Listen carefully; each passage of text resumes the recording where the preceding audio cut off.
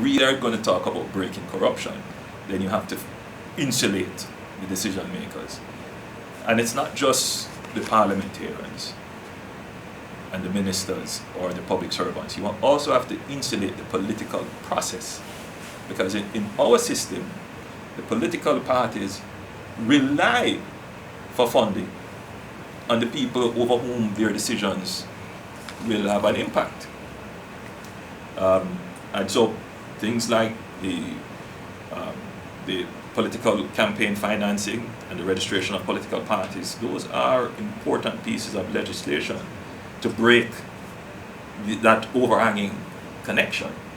So the challenge is the Jamaican public ready for this? Is your government ready to do this? So from how I've been speaking here to you today, you can see that I'm there already. The missing part of the link is to communicate this to the public, because this is a democracy. We're a liberal democracy. Me saying this now will spark an editorial or several letters to the press to mobilize public opinion against this. And I have to pay attention to these kinds of mobilization and get a sense as to where people are. Are they ready for this? Because that is the essence of democracy. And I always say that corruption is the flip side of inefficiency. Whenever a system is working well, there is someone who's always willing to say, I will pay more to go around the inefficiency. And once that is the case, then you enter into an economic arrangement.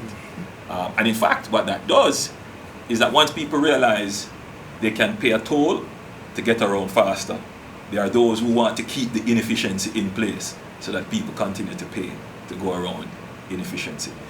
Now you have to stamp out that kind of corruption. Now once you start to do that, change systems to make them more efficient, people automatically say, oh, you're going to take away my job.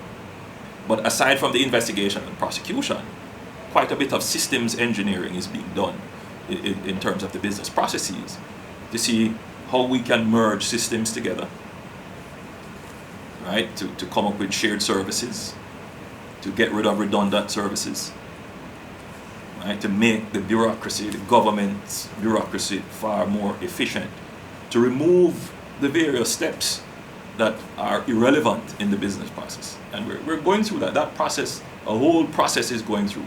So we have pitched that as public sector reform, but a large part of that is to remove corruption.